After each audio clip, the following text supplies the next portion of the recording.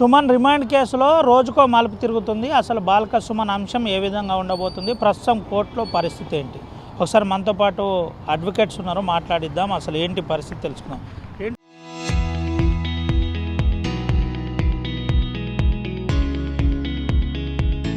Sir ఏంటి case status ఏంది as on today? ఇప్పుడు ఉన్నటువంటి పోలీస్ కస్టడీ పిటిషన్లో నేటి రోజున వాదనలు పార్ట్లీ వినడం జరిగింది. ప్రిన్సిపల్ జేసీజే కోర్టులో వాదనలు జరిగినాయి. ఫర్దర్ హియరింగ్ కోసం tomorrow postponed that one. This is a present situation. In the evening or just 5 minutes back, they are also, police also remanded 2 accused persons, that's A11 and A10.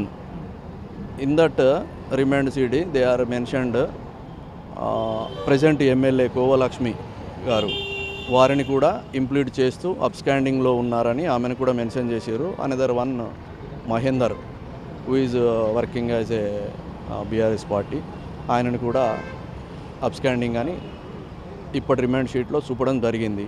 నేటి రోజున జరిగినటువంటి వాదనలకు వచ్చినట్టయితే the police didn't mention anywhere complaint that the police officer given a complaint before the station house officer Ramakrishnapur clearly shows there is a galata between the Congress party and BRS party. Nothing was established by the police in that complaint and statement. There is a basic principles clearly shows that the criminal case is going through the complaint and statement of LW1. అందులో ఎక్కడ కూడా మారణాయుధాలని కానీ వాళ్ళు ఇంతకుముందు previous conspire అయినరు అని కానీ వాళ్ళకు funding వచ్చిందని కానీ వీటి అన్నిటినీ ఏ విషయాలు కూడా లేకుండా కోర్టును తప్పుదారి పట్టించే విధంగా కస్టడీ పిటిషన్ వేశారు. అవన్నిటిని కూడా seven reasons mentioned by the police that is not relevant to the so called first complaint. ఏంటి అంటే మీ వాదనలు జడ్జి గారు విన్నారా? మీరేమని వాదించారు ఏంటి? అసలు మేము వాదించిన వాదనలు కంప్లైంట్లో లేని పరిగణలోకి తీసుకోవద్దని క్లియర్గా అడగడం జరిగింది. మాకు కోర్టుల పట్ల అమితమైన గౌరవం ఉన్నది. 26 ఇయర్స్ స్టాండింగ్ ఉన్నటువంటి న్యాయవాదిగా నేను చెప్తున్నటువంటిది ఒకటే, వాళ్ళు పోలీసు తప్పుడు ధ్రువపత్రాలు కానీ తప్పుడు కంప్లైంట్ వేసినా కూడా పూర్వోపరాలు పరిశీలించిన మీదటనే జడ్జి గారు ఒక నిర్ణయానికి వస్తారు. వాళ్ళు వేసినంత మాత్రాన పోలీస్ కస్టడీకి ఇస్తారనేది కూడా లేదు. మేము కోర్టును గౌరవిస్తున్నాము. నెక్స్ట్ ప్రొసీజర్ ఏదైతే ఉందో జడ్జి గారు తీసుకుంటారు. మేము ఇచ్చినటువంటి రూలింగ్స్ ప్రకారము కేసు ఎస్టాబ్లిష్ అయితలేదు కాబట్టి మా పట్ల ఆర్డర్స్ వస్తాయని మేము పకడ్బందీగా నమ్ముతున్నాం. సార్ అంటే ఈ అంశంలో ఇప్పటికే ఆలస్యమైంది, ఇప్పటికి ఒక బెయిల్ పిటిషన్ రిజెక్ట్ అయినట్టుంది. అంటే ఇక్కడి నుండి హైకోర్టుకు పోయే అవకాశం ఉందా, లేదంటే బెయిల్ పిటిషన్ రిజెక్ట్ అయిందా లేదా? బెయిల్ పిటిషన్ రిజెక్ట్ అయినది అనేది ఏది లేదు. అన్నీ క్లియర్గా వస్తున్నటువంటి ఎలక్ట్రానిక్ మీడియాలో clearly shows 14 seats out of 22 seats, BRS getting that one 14 seats. 14 seats ఉన్నవాడు ఎక్కడ గలాటా చేయాల్సినటువంటి అవసరం లేదు, వాళ్ళకి ఎవరిని ఎత్తుకోవాల్సిన అవసరం లేదు. That the all electronic media clearly shows మంత్రి వివేక్ యొక్క దుర్మార్గాలు అని ప్రతి పేపర్లో వస్తుంది.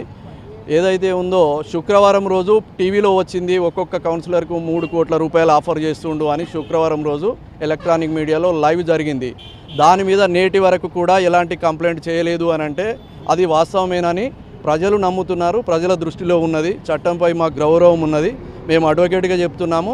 దేన్నైనా పరిగణలోకి తీసుకుంటారు అని పోలీసులు భావించినట్టయితే పోలీసులను తప్పుదోవ పట్టించి నడుస్తున్నటువంటి వ్యవస్థ కాబట్టి పోలీసులు కూడా ఇప్పటికైనా చివరిగా ఏం చెప్తారు? బాల్క సుమన్ బెయిల్ అంశంలో, కేసు అంశంలో, బాల్క సుమన్ రేపటి బెయిల్ ట్రయల్ అంశంలో, కస్టడీ పిటిషన్ అంశంలో ఏం చెప్తారు? రేపటికి వాయిదాలు పడ్డాయి. వాదనలు విన్న తర్వాత జడ్జి గారు కోర్టు ఇచ్చే డిసిషన్ను మేము చూసా తప్పకుండా పాటిస్తామని తెలియజేస్తాం. గవర్నమెంట్ స్పెషల్గా తీసుకొని ఒక స్పెషల్ పబ్లిక్ ప్రాసిక్యూటర్ అపాయింట్ చేసేది. దాన్ని బట్టి అర్థమైంది ఏంటంటే గవర్నమెంట్ సీరియస్గా తీసుకొని సుమన్కు బెయిల్ రాకుండా ఎన్ని జాగ్రత్తలు తీసుకోవాలా, ఎన్ని ఎత్తులు వేయాలా, ఎన్ని కుయుక్తులు వన్నాలా అనేది మనకు స్పష్టంగా కనబడుతున్నది. చూద్దాం. రేపటి రోజున బెయిల్ పిటిషన్ కూడా రేపటి వాయిదా ఉంది, కస్టడీ పిటిషన్ కూడా రేపటి వాయిదా ఉంది. రేపటి పరిస్థితి బట్టి మనం ఒక అంచనా. ఇప్పటికే ఒక స్పెషల్ ప్రాసిక్యూటర్ని అపాయింట్ చేసిరా ఈ కేసు అంశంలో? అవునవును, ఈ స్పెషల్ జీవో తీసి ఒక స్పెషల్ పబ్లిక్ ప్రాసిక్యూటర్ అపాయింట్ చేయడం జరిగింది. ఇది దాన్ని బట్టి మనకు గవర్నమెంట్ యొక్క ప్రణాళిక అర్థమవుతుంది. ఎన్ని కేసులున్నా ఎన్నో పిటిషన్లు పెట్టుకున్నా పబ్లిక్ ప్రాసిక్యూటర్ అపాయింట్ చేయమని చేయని గవర్నమెంట్ ఈ కేసులో ప్రత్యేకంగా ఒక జీవో తీసి ప్రత్యేక పబ్లిక్ ప్రాసిక్యూటర్ అపాయింట్ చేసింది అంటే దాన్ని బట్టి మనకు అర్థమవుతుంది గవర్నమెంట్ ఎంత సీరియస్గా తీసుకుంటుంది. బహుశా ఈ కేతన్పల్లి మున్సిపల్ చైర్మన్ ఎలక్షన్ అయ్యేదాకా కూడా సుమన్ గారికి బెయిల్ రాకుండా నిరోధించడానికి ఎన్ని ప్రయత్నాలు చేయాలని చేస్తున్నట్టు స్పష్టంగా కనబడుతుంది మనకి.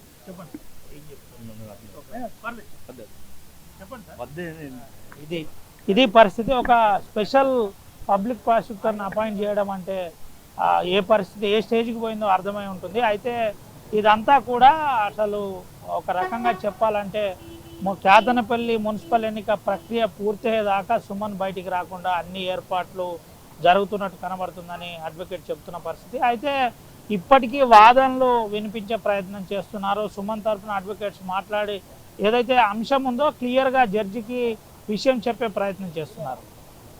క్రైమ్ నెంబర్ 40/2026లో జరిగిన అంశం ఏదైతే ఉందో ఆ అంశమే మాట్లాడాలి, కానీ ఇతరత్ర అంశాలను తీసుకొచ్చి నేరుగా సుమన్ని కస్టడీ పిటిషన్ను అడగడం, అది 10 రోజులు అడగడం, ఇలాంటి ప్రధానమైన అంశాలు రేపు కొంత చర్చకు వచ్చే అవకాశం ఉంది. దీంట్లో జడ్జి గారి తుది నిర్ణయం రేపు ఎట్లా రెండు తరపున వాదనలు విన్న తర్వాత జ్యుడిషియరీ ఏ విధంగా స్పందిస్తుంది చూడాలి.